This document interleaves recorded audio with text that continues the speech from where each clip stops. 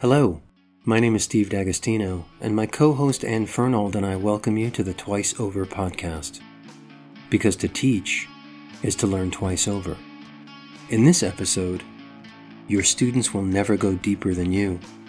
We are joined by Sarah Gambito, Associate Professor of English and the Director of the Creative Writing Program at Fordham University. She shares her thoughts about teaching, strengthening ties, and deepening connections through creativity and determination. I want to welcome you as your colleague in the English department and a big Sarah Gambito fan. You're the Director of Creative Writing at Fordham, and you're a real pro at creating community. So you've created a whole bunch of communities, including some communities since this pandemic has started, right? Both with KindredAccelerate and co-creating that and co-creating the Mighty Networks. And so can you talk a little bit about what creating communities and communities of writers means to you and how that has shifted or changed, if at all, in this context? I guess I'll start with 16 or so years ago, I co-founded a nonprofit for Asian American writers, and I've been able to observe over these years what can happen when you create intentional space. I've seen Kundiman Fellows and Kundiman faculty really help change the face of American letters. It's been great to witness that and to realize that as a movement of people, incredible things are possible. To talk about KindredAccelerate, like that's been my last project. I wanted to explore working with people of color and not just Asian Americans, and to look at multiple disciplines of artists. And it's interesting because that was always going to be an online native venture. Can you describe a little bit just about what KindredAccelerate is, how you imagined it, and then how it's taken shape now that it has to be online, right? I mean, it's kind of genius that you thought of it as online already. Yeah, no, I guess I'll say that what I wanted to do was do a kind of alternative MFA for people of color. Like, how do I take all these things that I've learned and that I know so many of my friends have learned, and how do I package it in such a way that it would bring people together in a galvanizing way, in an efficient way, in a way that cut across people's ability to fly to New York City and take the time away. So, and I ask my students this all the time. I ask myself, like, how are you called to the challenge of your time? Given your abilities, your strengths, your weaknesses, your passions, what do you bring to bear on the world that has come to you? And so after 2016, I have to think about what I'm really going to do next. And Kindred was sort of that project, because I thought even more now, I mean, we have a regime that is increasingly anti-brown, anti-black, anti-immigrant. And so I really wanted a space that would embolden these artists of color can't be silenced.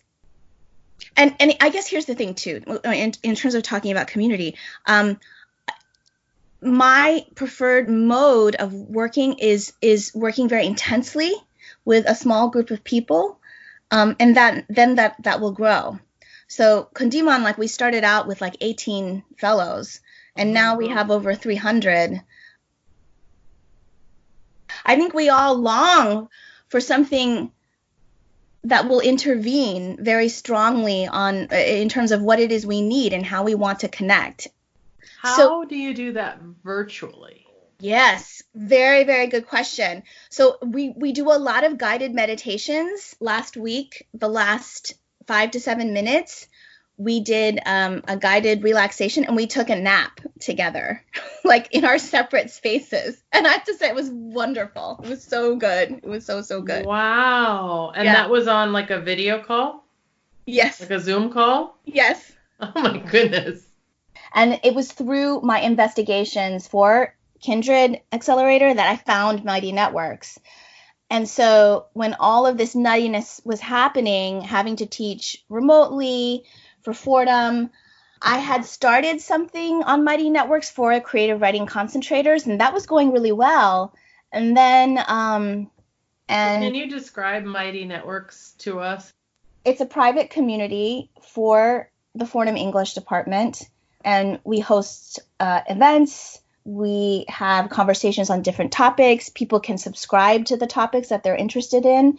We have a whole army of student leaders and moderators who are putting together clubs that are online, holding their own workshops. I know, for instance, 2 of my students just ran a creative writing marathon for 2 hours, which went really, really well, and they want to do it again. And I just missed yesterday. Yeah. Someone ran a parlor on like a tea party on the Wasteland, on T.S. Eliot's The Wasteland, and I found out about it like an hour too late.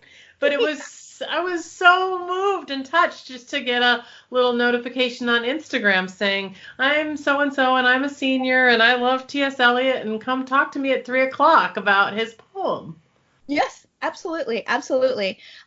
We've got Tommy Orange coming. Yes, Tommy Orange, who wrote There.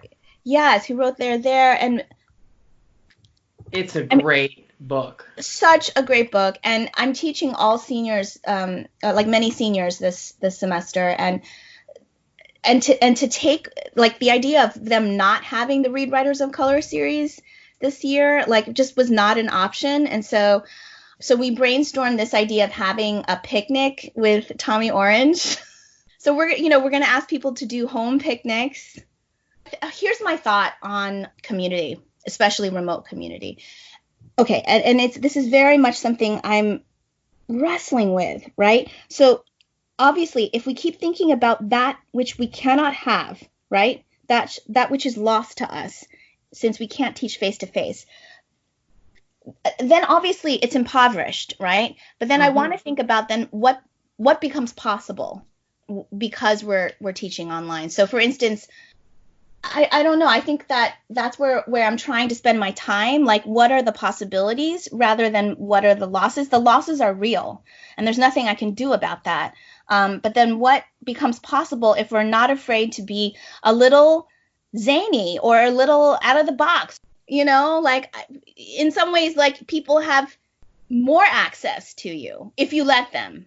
And how can that be interesting? So my class of seniors this year, I got all their snail mail addresses and I mailed them all the same yogi tea. We're going to drink this tea when we see each other on Zoom. They were taking pictures of the tea when they got it, and we toasted to each other. And I think just with like a little creativity, just a little bit of like, okay, this is kind of like annoying because like in the sense that now all my students' addresses, they're all in my Amazon address book now because I typed them all in. But it was worth it for me to take that afternoon to write in their addresses because I knew like how hard it is. But then if there's something like, I wouldn't have done that for them if we were meeting face to face. No. So, okay, so we're not meeting face to face. What can I do to bring us closer together?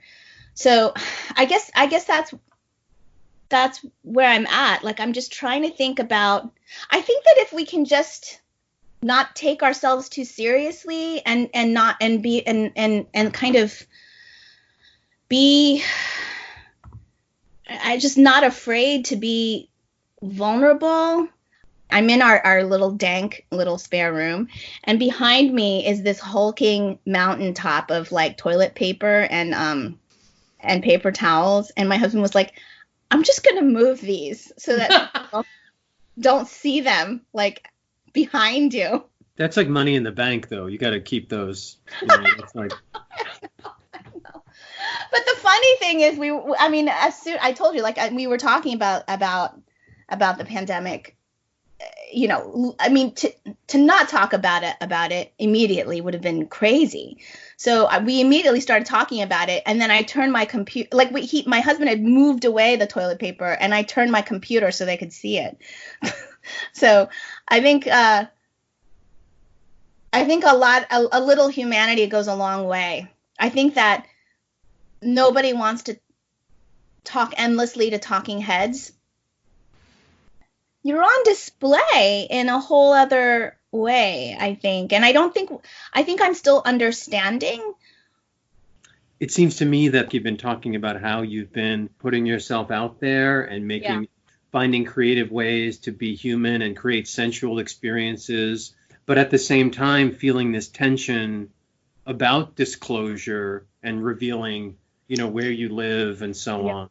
Both are true. Like I think, I mean, I think about my students are looking at me like, how am I going to handle this? Am I going to be all formal and act like nothing is wrong? Or I guess like I'm just trying to be as authentic as I can be. So it is definitely both at the same time. Like, for instance, I like to see people on gallery mode. I don't like the speaker thing that switches from person to person. Like, it just messes me up. I can't switch like that. So I look at gallery mode. And so I'm looking at every face, or I'm trying to. And what I started doing in my classes is that we're also using chat. So I'm looking at all the faces and I'm reading chat. Like, for instance, I'll say one thing I've started to do. It's like, we don't have time for 12 people to check in, right? Like, during a class. So I'll just say, like, look, a lot's going on. Let's really check in with each other, find out how you're doing, because if we can do that, then we can come clean to the workshop. We can just set that aside. Let's just free write in the chat. And then I'll say, when I say 1, 2, 3, then we'll hit 3 and then we'll hit return. And then we'll read through what we've written together and hold that space for each other. So trying to turn the chat into an opportunity for collaborative writing, and as a way, in some ways, to do more than what I could do if I was teaching live. Because I would just say, like, how's everyone doing? And then you have like maybe a couple people talk, but this way everyone is chatting in, and then everyone can read a little bit of how everyone is doing in their little corner. I think that these times are going to call for something which maybe was always in the works, like innovation, online innovation. You know what I mean? And the professor doesn't know if you're there. So for Kindred Accelerator, it's all Zoom and it's all video conferenced. It's intense. So last weekend, and we're going to repeat it again this weekend, we taught for 3 hours on Saturday, and we taught for 6 hours on Sunday. And we're going to do it again this weekend. And there's homework assignments all this week. But it's that kind of intensity, right, that you're with each other. Last week we taught for 6 hours, but a good number of those hours, people were doing a creative sprint. So we were guiding the space and saying, okay, what is it you want to get done, right? And then let's come back in an hour and a half and check in. How did you do? Did you leave the call open during that time? So what it was is that we had office hours while people were working on their own stuff. So we were available either to chat online or for one-on-one Zoom calls if they wanted that. Yeah, that's so fascinating but this idea of extending them and trying to really lean into being present, if that's the right word, in a virtual connection, seems really interesting to me, right? Just, okay, I'm here. You're going to try to do this and come back and talk with me, or I'm here at your disposal to just chat if you get stuck or if you need someone to encourage you. That's really interesting. You and Anne are on Zoom. We're going to just go about our day. Yep. But every once in a while, Anne's going to hear me, hey, Anne, are you there? Hello? And she'll come in from the other room and she'll be like, yeah, what's going on? I'm like, I'm stuck on this thing. Can you, is that what you're describing? Yeah. Something? Yeah, that's just. Yeah, I think you're like leaning into this idea of, nobody can just be stiff, like talking heads on the screen. Like, that's so boring. And I would agree that the sweet spot for that, the tolerance for that formality is like about an hour. we're talking about these innovations in online community. Like, I guess it's like, whatever you do, just go all in. If you're going to try it, you might as well try it. Like, don't like kind of do it. And plus, if you are not all in, it's definitely, it's just going to fail, you know? So don't try it. Just like stick to what you feel comfortable with. But if you're willing to sort of test yourself a little, and you go all in, then the students will too, I think. When I first became a teacher, my department chair said to me, you know, you're going to fail. Failing is an integral part of being a teacher. You'll fail to be kind. You'll fail to be thoughtful. You'll fail to be patient. You'll just fail to notice something you should have noticed. So she said, if you're going to fail at something you really believe in, because you're going to fail anyway. So don't fail at like making the kids be quiet and sit in rows. I was a high school teacher. Fail at something that's like daring and powerful and authentic. And she said this to me, I think it was in 1989. And I never forgot it. So when I fail, I go all in. I love that. Why do we imagine that being on Zoom is a one size fits all for all audiences and types of classes? And I'm teaching this capstone class for seniors. And, you know, over the last number of months, I've had really amazing people come to our class when we were meeting in person via Zoom, right? So I had the assistant editor of the Georgia Review come. I had a professor at Juilliard who's a poet. She came. I had a former Fordham student of mine who was finishing his final year at Iowa, MFA. He Zoomed in and he wrote this gorgeous, like little short essay for Fordham students. My students were acclimated to this idea that we had these guests Zooming into our class, right? So this is what I did, okay? I said, okay, so we're going to have a new guest, right? Hold on. And I have a subscription to Masterclass. I shared my screen, and it was RuPaul from his amazing workshop on self-expression and authenticity. It was like RuPaul came to our class. It's this idea of like, well, what becomes possible? What is possible? I was like, you are so lucky.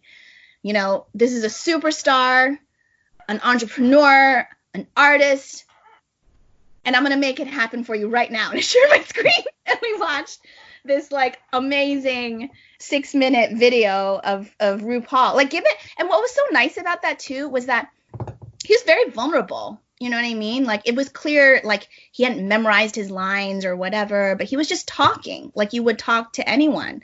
So that's why I chose it. I didn't want something that was like super engineered. I wanted it to seem like someone who was just kind of talking to you. The way he did his masterclass was similar to live sessions with people who are your friends and former students. That's right. So I was able to kind of make that just a part of the guest roster people that came to our class. That's fantastic. Yeah. What are some things based on the experiences that you've been having that you would want to share as guidance to other instructors in this new online space that are maybe less familiar and less confident? What would you say are some things to think about? I would say that a book I really love that came out fairly recently, it's called The Art of Gathering.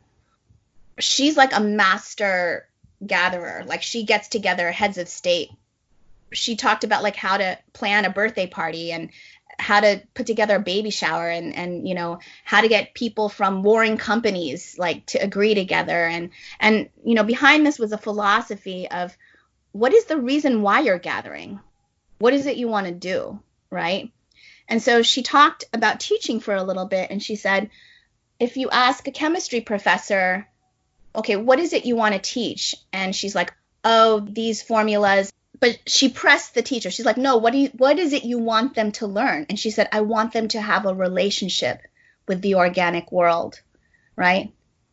And then all these things became possible, right? Like, oh, maybe we need to go on a field trip. Maybe before she would be like, oh, you may be, I don't know, doing drills on formulas, but just like, oh, I want them to have a joyful relationship with the organic world, Like that then becomes that becomes online. So I guess I would say, like, I love that book, The Art of Gathering. And then as you think about what it is you want to teach, maybe it's going to have to be different. But what are the possibilities now, rather than what's closed down? Because yes, there are things that are absolutely closed down to us. But then what becomes possible? Like RuPaul becoming a guest to my class. Here's the other thing, which is in line with what we were saying before. Your students will never go deeper than you. If you want them to be vulnerable, if you want them to share, you have to lead that way. If you're standing back on the beach and you ask them to go in the ocean, they're not going to do it. So I would say, look at what it is you want to learn and how can that open up what's possible for you in terms of your class and the journey that not only your students will take, but that you will take as well. I'm wondering if, as you've been thinking about this transition, there are teachers in your past that you think back to who seem to be useful mentors or lodestars for you as you navigate this time. I mean, there's a lot to say, but maybe I'll just end with this quick story. This one workshop in my MFA, the professor invited us to her house, and she had this pasta dinner there, and we had a little reading in her living room. And she said, why don't you go to the beach? There's like this little beach, kind of rocky New England beachy thing. And we were all walking on the beach, and then people were like, well, let's walk in up to our knees, right? And then I don't know, like standing there, like with that September water around my legs, and we came back in, and she gave us towels, and she said, oh, I want to show you our night blooming series. Like, I don't know how to pronounce that. But it's a flower that only opens up once a year. Wow. And because it only opens once a year, you can see it open, and it emits this incredibly strong fragrance. We came back, and the freaking flower opened like before our eyes. And I was like, this is what it means to be a poet. I'm wondering if you can recommend a social distancing poem. I love Lucille Clifton's poem, Won't You Celebrate With Me? Can you read it for us? Won't you celebrate with me? Won't you celebrate with me what I have shaped into a kind of life? I had no model, born in Babylon, both non-white and woman. What did I see to be except myself? I made it up here on this bridge between starshine and clay, my one hand holding tight my other hand. Come celebrate with me that every day something has tried to kill me and has failed. That is a great one. It's a good one. It's a good one. Sarah, you're the best. Well, you guys be well. It was so nice to speak with you. Twice Over Podcast is available on SoundCloud, Stitcher, and Spotify, with new episodes appearing twice each week. For host and guest bios and show notes, please visit our website, twiceoverpodcast.com. You can follow us on Twitter at twiceover1 or email us at twiceoverpodcast@gmail.com. Thanks so much for listening.